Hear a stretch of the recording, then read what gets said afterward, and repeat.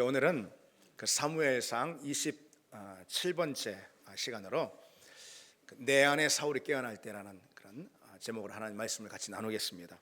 오늘 본문은 나발이라는 한 사람과 관련된 그 다윗의 중요한 사건을 지금 기록하고 있습니다. 나발은 그 인성만 빼고 모든 것을 다 갖춘 그런 사람이었습니다. 그는 마온에 살면서 가까운 갈멜에 아주 어마어마한 그 농장을 가지고 있었어요. 거기 양떼가 무려 3,000마리, 염소떼는 1,000마리, 어마어마한 그런 그 사업을 하는 그런 부유한 사람입니다. 집안도요 대단히 유력한 가문에 속해 있었고요. 그리고 그 아내 또한 아주 총명하고 그리고 아름다운 여인이었습니다. 그러나 나발 자신은 아주 완고하고 악한 사람이었어요. 오늘 이 본문은 나발을 갈렙 족속이라 이렇게 소개하고 있는데요, 이 말은 나발이 매우 명문가 집안에 속한 사람이다, 그런 뜻입니다. 갈렙 족속은 유다 지파에 속한 그런 유력한 가문이었습니다. 여러분, 갈렙이 누굽니까? 출애굽 그 당시에 출애굽한 그 애굽에서 가나안 땅으로 들어간 여호수아와 더불어 유일한 인물, 믿음의 사람 갈렙. 이 갈렙은요 그 믿음이 있어서 가나안 땅 정복할 때도 스스로 자원해가지고선 헤브론 땅을 차지했던 그런 인물입니다. 그래서 이스라엘 백성들에게 여호수아와 더불어서 아주 그 믿음의 큰 사표로, 믿음의 선조로 여겨진 사람입니다. 그런데 이 나발은 선조답지 않은 그런 그 선조들이 물려준 그런 신앙의 유산을 전혀 갖고 있지 않은 그런 사람이었어요. 근데 이제 양털 깎는 날이 되었다라고 오늘 본문을 그렇게 이야기를 시작하고 있지 않습니까? 양털 깎는 날이 되니까 다윗이 자기 사람 몇을 나발에게 보냅니다. 당시 농장에서는요 1년에 한 차례 정도, 그냥 대개 봄에 그렇게 하는데 봄에 한 차례 양털을 깎습니다. 이 날은 축제일입니다. 추수하는 날인 거예요. 수확하는 날이에요. 그러니까 마치 농사 짓는 사람들이 가을에 한번 추수를 하잖아요. 그런 날처럼 많은 것을 수확해서 걷는 그런 수확의 날이자 잔치의 날입니다. 그래서 오늘 본문에 이 좋은 날 이렇게 말하고 있잖아요. 이 날은 좋은 날로 누구에게든지 뭐 흔쾌하게 이렇게 대접도 하고 그리고 얼마든지 호의를 베푸는 그런 날입니다. 다윗은 나발에게요 이 좋은 날, 양털 깎는 그 날, 추수의 날에 나발에게 호의를 기대하고 사람을 보냅니다. 그래서 예의를 갖춰서 그에게 인사를 하고 그리고 축복을 빌면서 이 다윗이 자기 사람들에게 이렇게 당부하는 거죠. 평강하라, 평강하라, 평강하라. 나발에게 가서 그렇게 인사하라는 거예요. 샬롬, 샬롬, 세 차례나 평강을 그렇게 이렇게 말하며 인사를 하도록 그렇게 당부를 합니다. 그리고 이 다윗이 자기 군사들을 통해 가지고 지금까지 나발의 양떼와 그리고 염소떼 그 농장을 든든히 지켜주는 그런 울타리, 그런 담이 되어 주었다라는 이 사실을 이 나발에게 상기시켜 주도록 그렇게 사람들을 보낸 것이죠. 그 다윗의 지금까지의 호의를 이 나발이 기억하고 그 답례로다가 적절한 양식을 좀 달라, 이렇게 이제 정중히 청하는 겁니다. 무엇보다도 그런 메시지를 다윗의 이름으로, 내 이름으로 가서 해라. 그건 뭐예요? 다윗이 자기 이름으로 가서 하면은 나발이 그동안 다윗에게 신세진 걸 다 알고 있으니까 그러니 분명 이제 적절하게 답례를 할 것이다 라는 기대를 다윗이 가졌기 때문에 그런 것이죠. 더욱이 오늘 수확을 하는 이 좋은 날 아니겠어요? 지나가는 나그네도 그냥 보내지 않는 그런 날이라 이 말이죠. 그리고 한편 이 다윗은 있잖아요, 형편이 매우 어려웠어요. 그러니까 여러분 뭐 금방 상상이 되는 내용 아니겠습니까? 다윗의 형편이 얼마나 궁핍하고 어려웠겠습니까? 그는 지금 도망자 신세죠. 얼마나 오랫동안 사울의 칼을 피해서 사울이 그냥 군사를 풀어서 전국을 수배하고 있는데 이거 뭐 얼마나 다윗이 어렵습니까? 그리고 더군다나 자기 혼자서가 아니고 자기가 이끌고 있는 식솔이 무려 600명에 달합니다.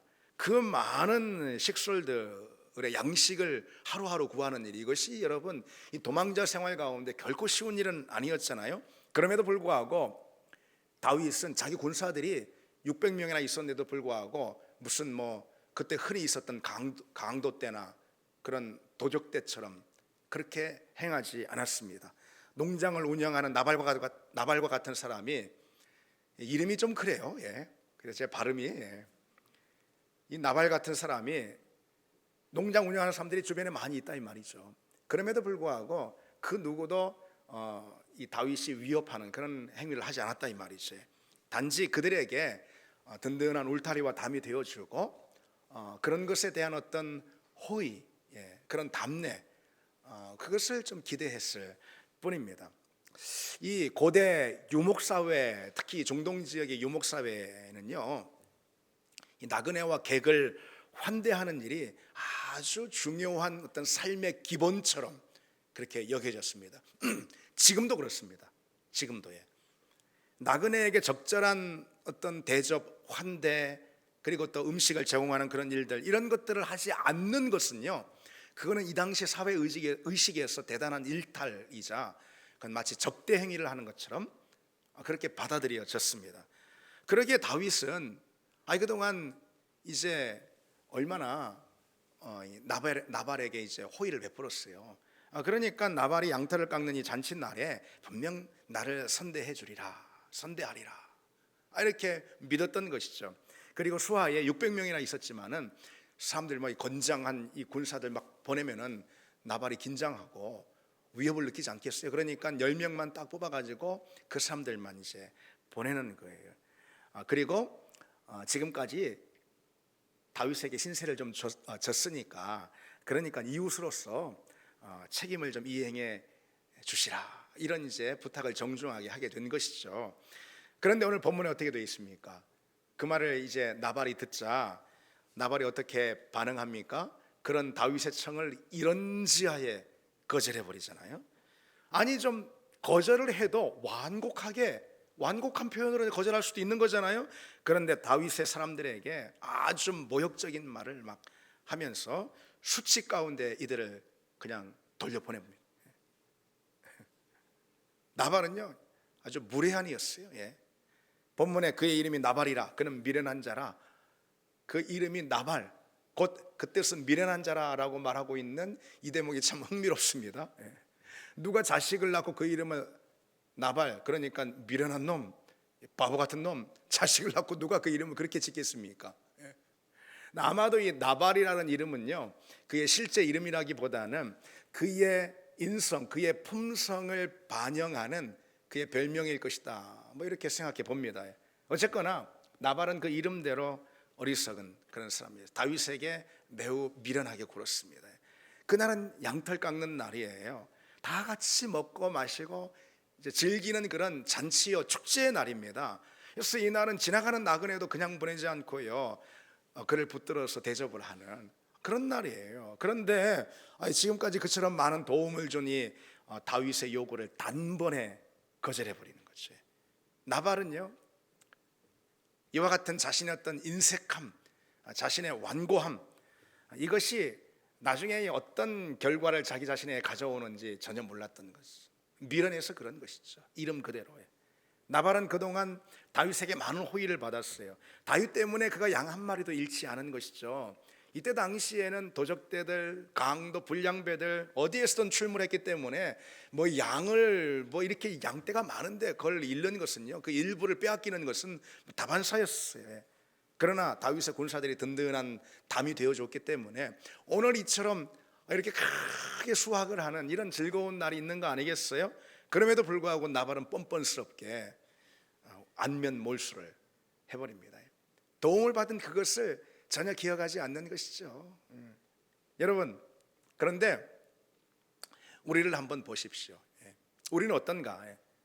우리는요, 생각보다 많이요, 주변 사람들의 호의와 배려, 섬김과 사랑을 받고 있습니다. 우리가 이렇게 의식하고 생각하는 그 이상으로 사실 나는 주변 사람들의 사랑과 배려, 친절과 호의의 바탕을 둔 그런 삶을 살고 있다는 거예요. 여러분, 한번 돌이켜 보십시오. 혼자 살 수 있는 사람이 어디 있습니까? 열흘만 딱 모든 사람과 단절하고 혼자서 덩그러니 살아라. 그런다면 못 살 것입니다. 왜요? 돌아보니 내가 사실 내 삶이 주변 많은 사람들의 배려와 호의, 섬김과 사랑의 바탕을 두고 있는 것이거든요. 그것을 잊고 있는 거예요. 우리가 잊고 있는 거예요. 근데 그걸 잊는 것, 이게 참 문제가 됩니다. 여러분, 교회에서도 그렇습니다.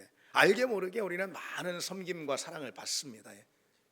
아니 여러분, 기도 하나만 해도요 얼마나 많은 주변 사람들의 중보를 우리가 받습니까? 그런데 받은 건 금방 잊어버리는 게 참 문제죠.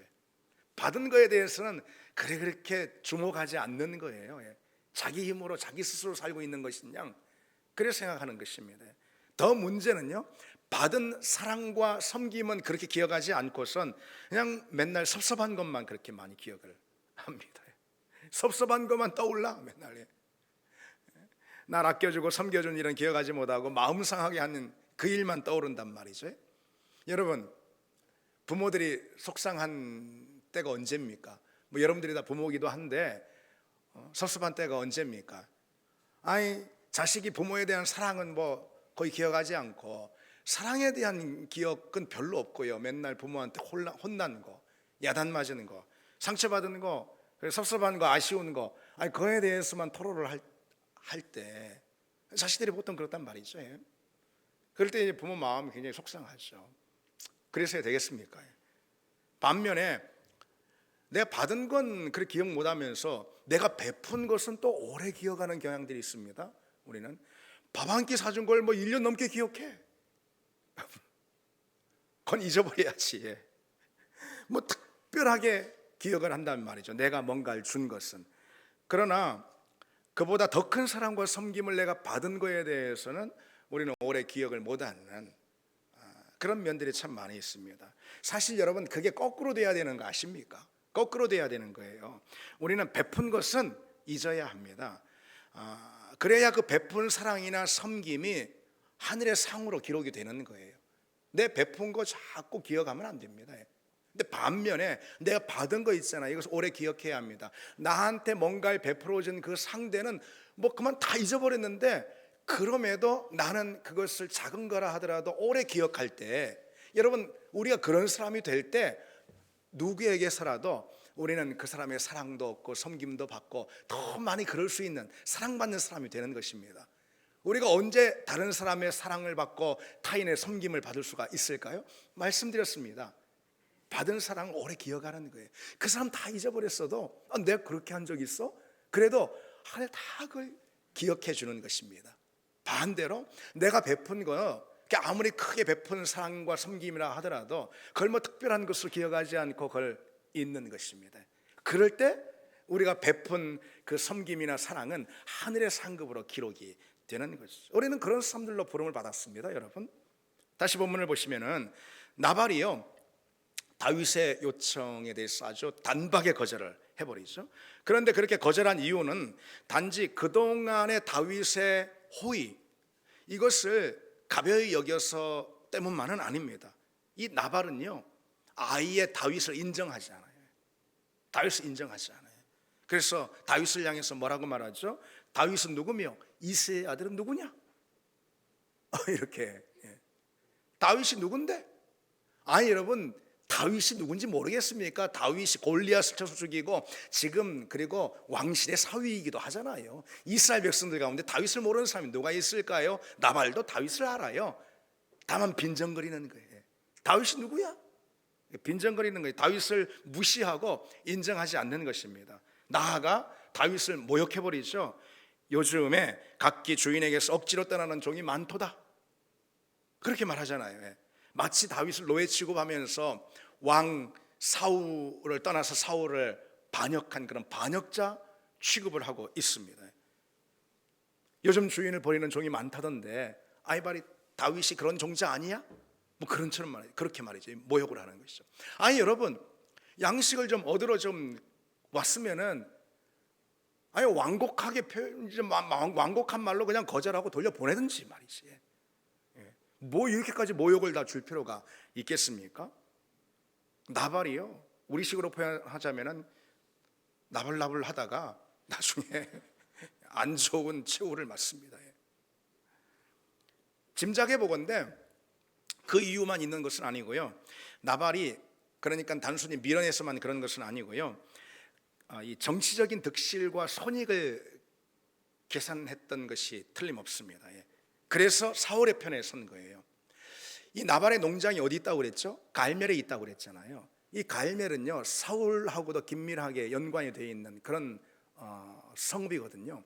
사울이 이전에 그러니까 사무엘상 15장에 나오는데 거기 보면은 갈멜에서 아말렉 족속과의 전투를 해서 거기서 이깁니다.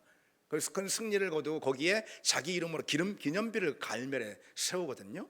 이 나발은 누구예요? 이 갈멜의 유력자 아니겠습니까? 그러니까 나발은 이 정치적으로 이 손익계산을 해서 내 사울의 편에 서는 것이 내 생업에 더 유리할 거야, 이런 식으로 판단을 했던 거죠. 그러나 그것은 만약 그렇다면 더더욱 어리석은 짓이죠. 왜요? 지금 하나님의 마음이 사울에게서 완전히 떠났잖아요. 사울이 더 이상 하나님의 편이 아니잖아요. 하나님의 뜻이 더 이상 사울에게 있지 않고 이제 다윗에게로 옮겨간 지가 언제입니까? 하나님의 마음이 사울이 아닌 다윗에게 있다라는 이 사실을 사울 자신도 아는 판에, 그런 마당에 내 이제 득실 따지면서 내 사울의 편에 서는 것이 더 낫지 라고 생각하는 것처럼 어리석은 짓이 어디 있습니까? 나발은 이름 그대로 어리석습니다. 그러한 이제 나발의 행태를 누가 제일 먼저 목격하죠? 나발의 종들이 목격하는 거 아니겠어요? 그리고 나발의 종들이요, 이제 곧 우리 집안에 큰 재앙이 닥칠 것이다 라는 것을 직감하게 되는 거예요. 그리고는 그 사실을 다 가서 나발의 아내인 아비가일에게 다 전해 줍니다. 아비가일의 판단에 맡깁니다. 한편 그러한 일들이 일어나고 있는 그 시점에요, 다윗은 나발한테 갔다가 돌아온 다윗의 수하들이 있잖아요. 그들에게 나발이 다윗 자신에게 한 말을 다 전해 듣습니다. 그때 다윗이 어떻게 반응하죠? 듣자마자 다윗은 막 분노를 하죠. 막 감정이 막 폭발해가지고 막 흥분해가지고서 막 분노를 합니다. 내가 이자의 소유물을 광야에서 지켜주었거늘 그것이 뭐 하나도 도움이 안 되고 다 허사였다. 막 그러면서요, 내가 그에게 속한 남자를 내일 아침까지 남겨두면 내 사람이 아니다, 한마디로 그런 거예요. 그렇게 분기탱천해가지고서는, 그리고 곧장 군사들을 준비시키죠. 13절에 보면은 너희는 각기 칼을 차라 하니 각기 칼을 차매 다윗도 자기 칼을 차고 400명 가량을 데리고 올라갔다, 그랬습니다. 다윗이 무장한 400명의 군사를 이끌고 즉시 나발을 치러 가는 거죠. 분기탱천해가지고 나발과 그 집을 철저히 응징할 그런 태세입니다. 다윗은 전에 없던 분노와 적개심으로 가득 찼다는 거예요. 여러분 한번 생각해 보십시오. 이런 다윗의 모습이 지금까지 사무엘상이 쭉 소개해준 다윗의 모습과 많이 다르지 않습니까? 매우 낯선 다윗의 모습이지 않습니까? 여러분 보십시오. 다윗이 어떤 사람이었어요? 지금까지 자신을 수색하며 전국을 막 그냥 자기를 잡으려고 혈안이 되어 있는 그 사울에게도 이와 같은 반응을 한 적이 한 번도 없습니다. 심지어 사울의 옷자락 조금 베낸 것도 막 그냥 그것에 그냥 자책을 하면서 염려를 하고 그러지 않았습니까? 다윗이. 그뿐입니까? 이전에 보면은 그일라 사람들과의 관계가 있어요. 그일라 사람들이 있었는데 이건 이제 자기 백성인 거예요. 그런데 블레셋 족속이 와가지고 그일라 성을 막 치니까 다윗이 뛰어들어가서 그 자기도 도망자 신세인데 뛰어들어가서 그 그일라 사람들을 다 구출했거든요.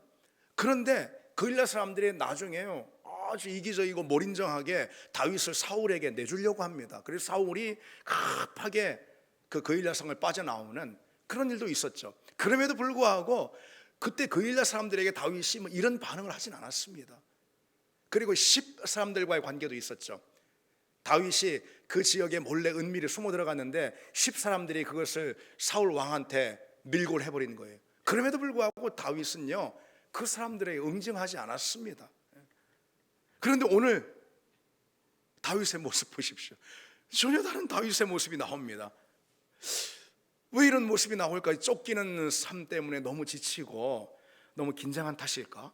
그간 너무 억울한 것이 많아가지고 확 그냥 욱 올라오는 그런 마음이 들어서 그랬을까? 다윗은 자기답지 않게요, 나발에게 분을 쏟아내면서 그 가문 전체를 지금 돌이켜버리려고. 아니, 잘못했으면 나발이 잘못했지, 그의 사람들은 뭐 무슨 잘못이 있겠으며, 어쨌든 그럼에도 불구하고 다 돌이켜버리려고 하는 다윗 안에 사울의 모습이 어른거립니다. 정말 다윗이 나발의 집을 정말로 다 학살해 버렸다면, 피비린내 나는 학살을 저질렀다면은 그도 사울과 전혀 다를 바가 없는 사람인 거죠. 힘이 있다고, 자기한테 600명의 군사가 있다고. 아예 나발은 뭐 아무리 그렇게 부유하다 하더라도 그 사람은 그냥 민간인인 거예요. 민간인. 자기한테 군사들이 있고 힘이 있다고. 사울한테는 뭐 어떻게 뭐 하지 못하지만은 저 나발쯤이야 뭐 그냥.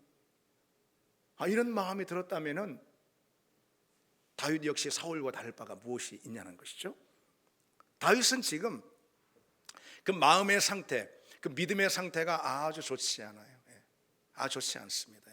근데 여러분, 이 점 우리가 좀 기억해야 돼요. 마음의 상태가 좋지 않을 때는 있잖아요, 중요한 결정을 해서는 안 됩니다. 오늘 아주 다행스럽게 다윗을 침착하게 설득하면서 그의 감정을 수그러들게 만든 아비가일이 있었기에 망정이지, 그래서 다윗이 그와 같은 큰 실수를 범하지 않았던 것이죠. 여러분, 화날 때 하는 결정이 있잖아요.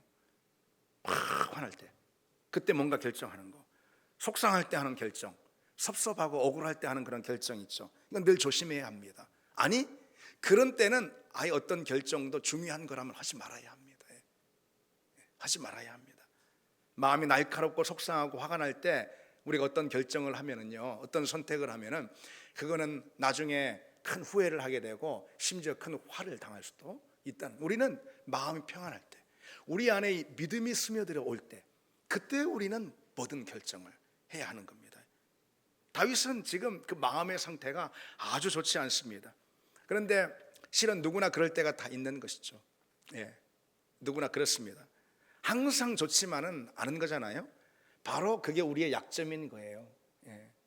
그리고 사단이 노리는 틈인 것입니다. 우리는 올라갈 때도 있고 내려올 때도 있고 좋을 때도 있고 나쁠 때도 있고, 우리가 그런 약점을 누구든 다 가지고 있습니다. 근데 여러분, 이전 장에서 24장 거기서 만나는 다윗 어떻습니까? 다윗의 모습 천사 같잖아요. 막 자기를 잡으려고 혈안에 되어 있는 그 사울의 옷자락만 변 것도 막 자책에 막 그냥 어쩔 줄 몰라 하잖아요. 천사 같아요. 그런데 오늘 본문에서 보는 다윗, 완전히 뭐 감정이 폭발해서 분노에 사로잡힌 야수와 같지 않습니까? 다윗도요, 마음이 또는 그 믿음이 좋았다 가도 또 나쁘기도 하고, 그 믿음의 상태가 올라갔다가 또 내려오기도 하고, 그랬습니다. 우리도 그처럼 약한 모습인 거예요. 우리가 약한 모습에 올라갔다 내려갔다, 그러니까 업앤다운이 이렇게 있습니다. 그런데 문제는요, 그 정도에서 그치는 게 아니라 그게 너무 심해가지고, 그게 올라갔다 내려갔다 이게 너무 심해가지고 무슨 조울증 환자처럼 영적 조울증이 되면은 그건 곤란하다라는 것이죠. 어제는 그렇게 좋아가지고 막, 오늘은 그냥 막 세상 없이 막 우울하고요. 어제는 상냥하더니 뭐 오늘은 뭐 왜 이렇게 까칠하고 거칠고 뭐 그냥 아침 다르고 저녁 다르고, 어제는 막 다 할 수 있는 것처럼 막 긍정적이더니 오늘은 뭐 세상 없이 부정적인 그런 태도가 되고요. 종잡을 수가 없어요. 여러분, 일단 그것은 믿음이 아닙니다. 믿음은 절대로 그런 게 아니에요. 그런 영적 조울증 위에 절대로 온전한 믿음이 세워질 수가 없습니다. 신앙생활이 무슨 뭐 롤러코스터 타는 것도 아니고 잠깐 올라갔다 뭐 또 아래로 처박히기도 하고, 그 이유가 뭐 많죠. 뭐 힘들다, 피곤하다, 뭐 어렵다, 뭐가 어쩌다, 뭐 심지어 기분 상태까지도 말하면서 업앤다운을 하루 저녁에도 반복한다면은 그 여러분, 그런 변덕스럽고 기복이 심한 것은 믿음이 아닙니다. 여러분, 우리는요, 이게 참 중요한 신앙의 모습 중 하나가 뭐냐면요, 늘 거목처럼 있잖아요. 거목처럼 어제도 있었고 그리고 내일도 있고 10년 후에도 분명 여전히 그 자리에 있을 것 같은 그 거목 있잖아요. 그 거목처럼 늘 한결같은 그런 믿음이 있어요. 믿음의 내용 중에서 제일 중요한 거 하나를 꼽으라면 바로 그런 것입니다. 언제나 항상 그 부르심의 자리에 있고 순종의 자리에 항상 그 자리에 있고, 뭐 상황이 어떻고 환경이 뭐 형편이 뭐 어떻다 하더라도 내 예배의 자리를 늘 지키고 기도의 자리에 여전히 서 있고, 그런 한결같은 믿음, 여러분, 그런 믿음이 되어야 합니다. 마귀는요, 우리가 그런 믿음이 되지 못하게 하는 거예요. 그리고 그런 믿음이 되지 못하도록 특별히 나발을 우리에게 앞세웁니다. 다윗에게 그렇게 한 것처럼 나발을 우리에게 앞세워요. 내 곁에 나발 같은 사람이 많이 있어. 상처를 주고 아프게 하고 막 분을 끌어오르게 하고 뭐 정말 나를 힘들게 하고 화가 나게 하고 무시하고 깔보고, 그런 사람들이 있습니다. 우리는 우리 주변에 나발을 많이 만납니다. 그러나 나발 때문에 하루아침에 그냥 막 어편다운 왔다 갔다 하는 그런 사람 돼서는 안 되는 것이에요. 나발은 마귀의 함정인 거예요. 시험거리인 것입니다. 여러분, 마귀의 계획이 무엇입니까? 다윗을 자극하는 나발을 다윗 앞에 두는 거예요. 그게 마귀의 계획인 거예요. 함정인 거예요. 그리고 다윗 안에 잠재되어 있던 사울, 누구에게든 사울의 모습이라는 게 잠재되어 있거든요. 불씨처럼 그 사울이라는 불씨가 확 일어나도록, 그 안에 잠자고 있던 사울이 깨어나도록, 그게 바로 마귀가 하는 일인 거예요. 다윗에게 나발을 던져줌으로 다윗 안에 사울이 깨어나게 하고, 그리고 스스로 흉측한 사울의 모습이 되도록 만드는 거예요. 여러분, 우리가 그 사실을 기억해야 합니다. 누구에게나 그런 사울의 모습, 그런 불씨가 다 있거든요. 우리 연약한 사람들이에요. 마귀는 나발을 앞세워서 그 모습을 자꾸 올라오게 합니다. 우리는 그 함정을 늘 경계해야 하는 거예요. 다행히 오늘 다윗은요, 어땠습니까? 물렀습니다. 천만다행이지, 물렀습니다. 그러니까 나중에 결국은 하나님이 다 해결하시지 않습니까? 하나님이 나발을 치세요. 하나님이 나발을 치셔서 나발이 죽습니다. 나발이 나중에요, 저 뒷부분에 나오는데 다윗이 자기를 치려 올라오려 했다라는 그 말을 듣고선요, 말만 듣고서도요 막 두려움에 그냥 충격에 빠져가지고선 온몸이 굳어가지고, 꼭 나쁜 사람들이 마음은 또 그래. 막 두려움이 많아. 온몸이 굳어가지고선 열흘 후에 그만 죽고 맙니다. 하나님이 심판하신 것이죠. 다윗이 그처럼 물러서니까 하나님이 나서서 해결하십니다. 사실 그처럼 다윗이 나발의 함정에 빠지지 않도록 하나님은 한 여인을 그에게 보내셨어요. 그가 바로 나발의 아내인 아비가일입니다. 다윗이 그렇게 군사들을 다 이렇게 준비시킬 때 말이죠, 400명의 군사들을, 그때 아비가일이 비로소 그 모든 일련의 사태를 그 종들에게 듣게 된 거예요. 그리고는 급히 떡과 포도주와 고기와 뭐 많은 양식들을 다 준비해 가지고 다윗에게 급히 달려옵니다. 그리고는 다윗에게 꿇어 절하고 지혜로운 말을 하는데요, 이 지혜로운 말을 참 우리가 묵상해 볼 필요가 있습니다. 오늘 본문에 이 아비가일의 말이 나오는데 그게 무려 8절에 걸쳐서 기록되어 있습니다. 이것은요, 구약 성경에서 여자가 한 말 가운데 가장 긴 대목이라고 할 수가 있습니다. 한마디 한마디가 참 얼마나 지혜로운 그런 말인지 모릅니다. 아비가일이 뭐라고 말합니까? 먼저 다윗의 마음을 다 이해한다라는 그런 태도로, 당신 충분히 그럴 수 있습니다, 충분히 그렇게 화낼 수 있습니다 라는 그런 태도를 가지고요, 내 주는 이 불량한 사람 나발을 개의치 마소서 라고. 뭐 여기도 핑계대는 게 아니에요, 변명하는 게 아니에요. 그냥 딱 다윗을 인정하고 납작 엎드리는 것이죠. 내 주는 이 불량한 사람 나발을 개의치 마소서. 이게 무슨 말입니까? 나발은 이름 그대로 어리석은 사람입니다. 그러니 당신이 상대할 가치가 없습니다. 나발 같은 사람하고 실랑이하고 감정 소모하고 그럴 필요가 없습니다. 하나님은 그런 사람을 벌하는데 당신의 고귀한 칼을 쓰시는 분이 아닙니다. 요지가 그런 거예요. 그렇게 아비가일은 다윗의 분노를 가라앉히며 감정에 휘둘려 있는 이 다윗을 안정시킵니다. 여러분, 여기서 무엇을 느낍니까? 무엇을 느낍니까?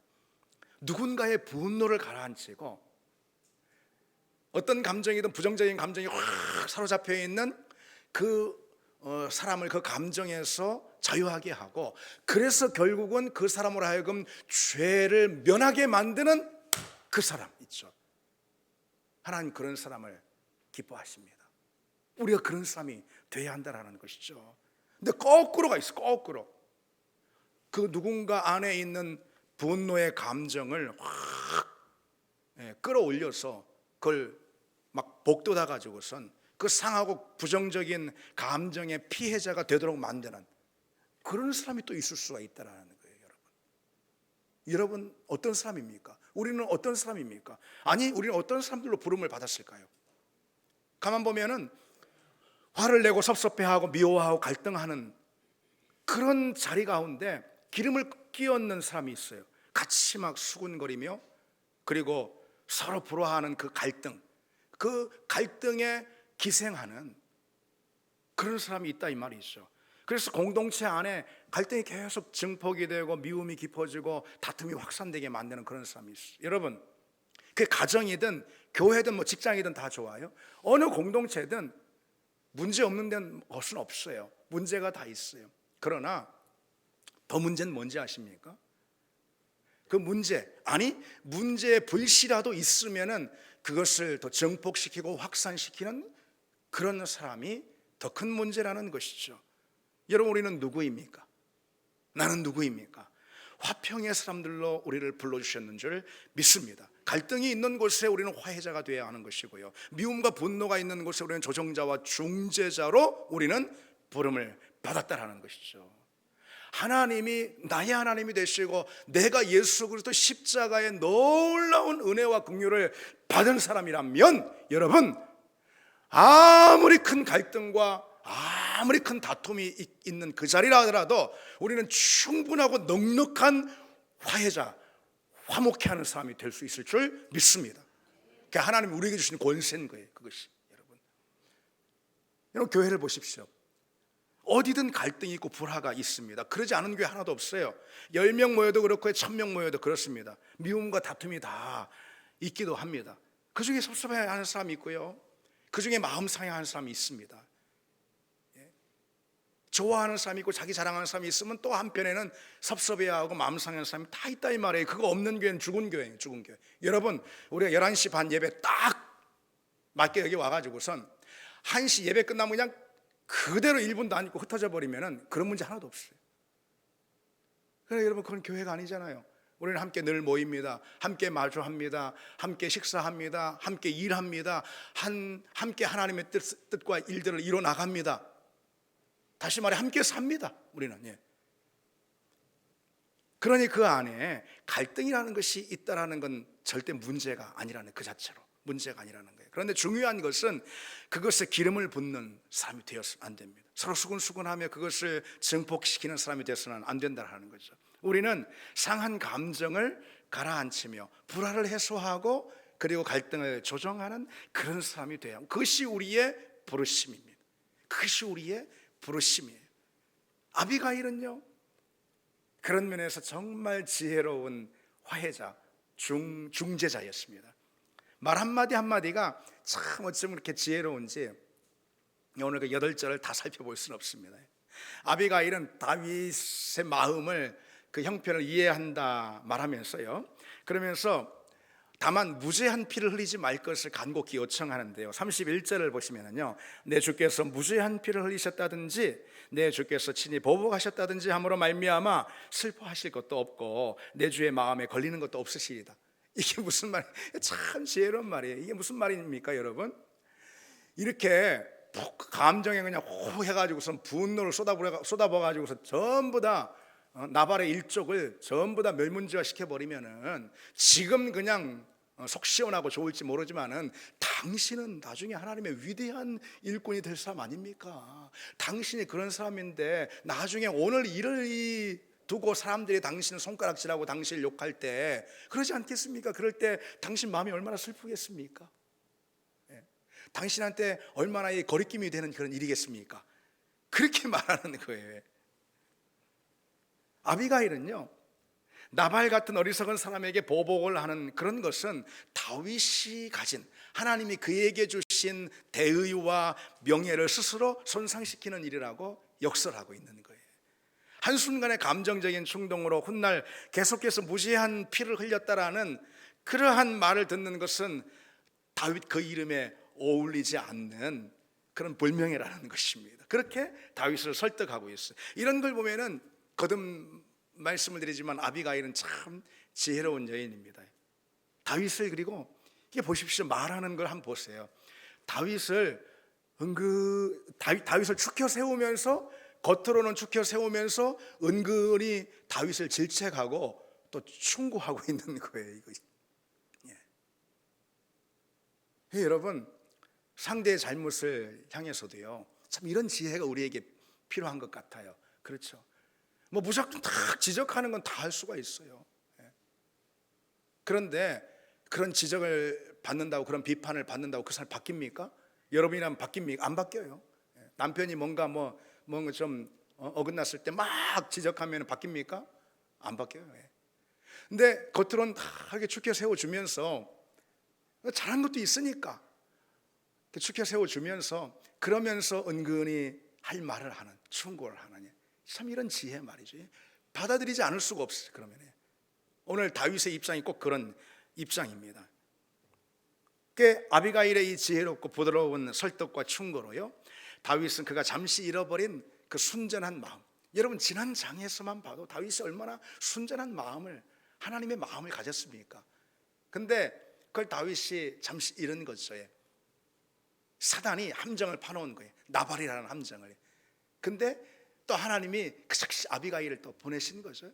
그래서 그 잃어버린 순전한 마음을 다윗이 다시 회복을 합니다. 아비가일은 다윗을 하나님의 사람으로 회복시키는 그런 여인이었어요. 참 이 사실이 여러분 우리에게 주는 교훈이 많이 있습니다. 여러분, 우리는 그런 사람이 되어야 합니다. 누구든 여러분 그 안에 하나님의 마음이 있거든요. 누구든 그 안에 선한 동기가 다 있습니다. 여러분 없습니까? 다 있습니다. 우리가 좀 약해서 그렇지, 그래서 자꾸 미끄러져서 그렇지, 여러분 안엔 이미 다 하나님을 향한 마음이 있고 하나님이 주신 선한 믿음의 동기들이 다 있는 줄 믿습니다. 아멘. 다 있습니다. 그렇습니다. 그런데 여러분, 누군가가 바로 내가 돼야 하는데, 누군가가 그것을 우리 안에 있는 하나님을 향한 마음과 선한 동기를 불러일으켜주는, 그런 불씨를 크게 타오르게 해주는 그런 사람이 있다면 어떻겠습니까? 여러분, 하나님을 향한 마음과 선한 동기 없는 사람 하나도 없어요. 안 그런 그리스도인이 어디 있답니까? 여러분, 어디 있답니까? 그런데 왜 하나님을 향한 마음과 선한 동기가 적극적으로 드러나는 일이 없을까요? 많지 않을까요? 아비가일 같은 사람이 주변에 없기 때문에 그런 거예요. 뭐 남 탓하는 게 아니고 아비가일 같은 사람이 주변에 없기 때문에 그런 거예요. 그렇기 때문에 우리 안에 있는 이 선한 불씨가 그냥 불씨로만 남아있는 것입니다. 누가 아비가일이 되겠습니까? 여러분이 되시기를 바랍니다. 여러분 되시기를 바랍니다. 주변 사람들 상대를 향한 긍정의 마음이 우리에겐 다 있어야 하는 거예요. 저놈 사울 같은 놈 이렇게 하지 말고 다윗일 거야. 근데 너무 오랜 광야 생활로 지쳐가지고 영이 피곤해가지고 그만 저럴 거야. 이런 상대를 향한 이해가 있어야 되는 우리에게. 그리고 내가 아비가일이 되면 나발이 되지 않고 아비가일이 돼야 하는 것입니다. 그러면은 누구라 하더라도요, 그 사람 안에 있는 하나님을 향한 마음의 불씨가 일어나는 것이지. 여러분, 그렇게 살리는 사람이 되기를 바랍니다. 살리는 사람이 되기를 바랍니다. 근데 불행히도 거꾸로 하는 사람들도 있다는 거죠. 누구에게나 또요, 상한 감정이 다 있어요. 없는 사람 아무도 없어요. 멀쩡해 보여도 없는 사람 아무도 없어요. 부정적인 태도가 다 있어요. 그런데 그게 불씨로 남아있는데 그거 그냥 또 끄집어내네. 속에 내재해 있던 상한 마음을 들춰내서 그것을 부풀어 오르게 하는 그런 사람이 있어요. 그것은 망하게 하는 일인 거죠. 우리는 그런 사람 되어서는 안 됩니다. 아비가일처럼 말이죠, 살리는 그런 사람이 되기를 바랍니다. 나아가 이 아비가일은요, 다윗의 소명을 깨우치기까지 또 하는 걸 보여줘요. 참 하나님이 보내신 사람이다 라고 할 수 있습니다. 하나님이 다윗을 부르신 목적이 무엇입니까? 그 다윗을 부르신 목적, 그 목적을 다윗은 그 오랜 도망자 생활에 몸도 피곤하고 그뿐 아니라 영혼도 다 지쳤던 거예요. 그래서 하나님이 부르신 그 부르심의 목적을 다윗이 잊고 있었던 거죠. 바로 그 목적을 다윗에게 상기시킵니다. 28절에 아비가일은 뭐라고 말하냐면요, 여호와께서 반드시 내 주를 위하여 든든한 집을 세우시리. 여기서 이 집은요, 다윗 왕조를 말하는 거예요. 하나님이 꿈꾸시는 다윗 왕조, 하나님의 왕국, 그것을 말하는 거거든요. 하나님이 당신을 위해서 그 집을 든든히 세우실 것입니다 라고요. 이런 말인 거예요. 당신이 지금 도망자일지 모르지만요, 언제까지나 그런 사람이 되지는 않을 것입니다. 하나님 당신을 기억하고 있습니다. 그래서 당신을 통해서 하나님의 새로운 왕조를 일으키실 것입니다. 당신을 통해서 하나님의 위대한 일을 펼치실 것입니다. 바로 그런 말인 거예요. 그러니 이런 사소한 일에 얽매일 그럴 뿐이 아닙니다. 당신은. 여러분 어떻습니까? 아비가일은요, 다윗 안에 있는 하나님의 성품, 하나님의 비전, 하나님의 꿈을 다윗 스스로 발견하게 만든 거예요. 아비가일은 다윗 안에 있는 하나님의 뜻을 스스로 깨닫게 만들었습니다. 다윗은 그 오랜 생활로, 도망자 생활로 피곤하고 지쳤던 거예요. 그래서 그를 향한 하나님의 비전을 잠시 잊고 있었어요. 바로 그걸 다시 회복시킨 사람이 아비가일입니다. 여러분, 우리가 오늘의 아비가일이 되기를 원합니다.